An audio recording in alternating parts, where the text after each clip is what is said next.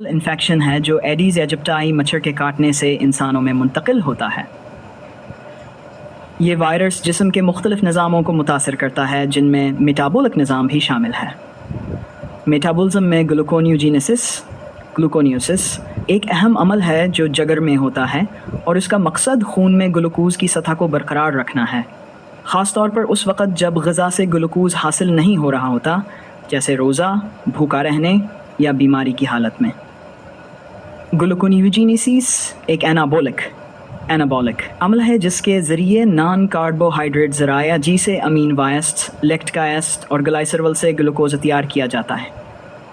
ये अमल जिगरा और गर्दों में इंजाम पाता है और जिस्म को तवानाई फराहम करने में कलीदी किरदार अदा करता है, ख़ास तौर पर दिमाग और खून के खलियात के लिए जो तवानाई के लिए ज़्यादा हतर ग्लूकोज़ पर इन्हिसार करते हैं।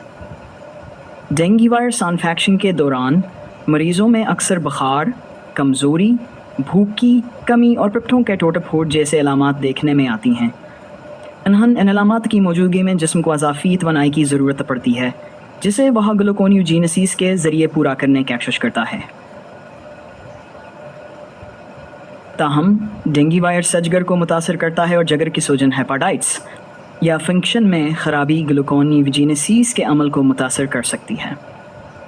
डेंगू के दौरान जगर के खलियात में वायरल रेप्लिकेशन की वजह से सेलुलर स्ट्रेस पड़ता है, जिससे मेटाबॉलिक एंजाइम्स बशमूल पेप्पीके फॉस्फोइनोल पायरुवेट कार्बोक्सीकाइनेस और G6 फेस ग्लूकोज 6 फॉस्फेटेस की कारकर्दगी मुतासर हो सकती है।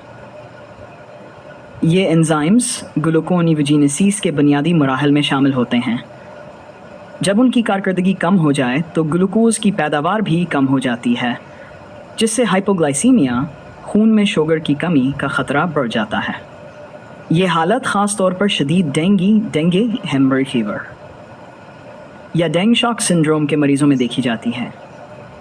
मज़ीद बरा डेंगू के दौरान साइटोकाइंस जैसे TNF और IL-6 की अस्तर बढ़ जाती है, जो कि सूजश पैदा करते हैं।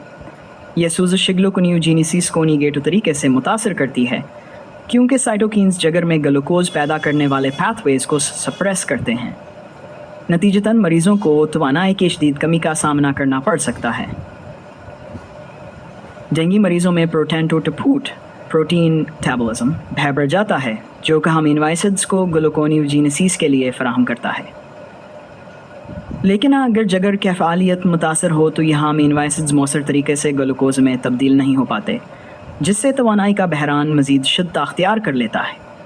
ख़ुलासा यह है कि ग्लूकोनियोजेनेसिस जिस्म के तवानाई पैदा करने वाले अहम अमलों में से एक है, जो डेंगू बुखार के दौरान बड़ी तरह मुतासर हो सकता है, ख़ास तौर पर जब जगर की कारकर्दगी ख़राब हो जाए।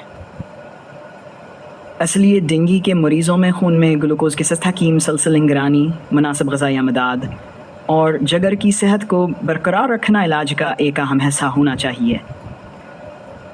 मुस्तक़बिल में ग्लूकोनियोजेनेसिस पर मबनी बायोमार्कर्स डेंगू की शतावर की हालत का अंदाज़ लगाने के लिए मुफीद हो सकते हैं।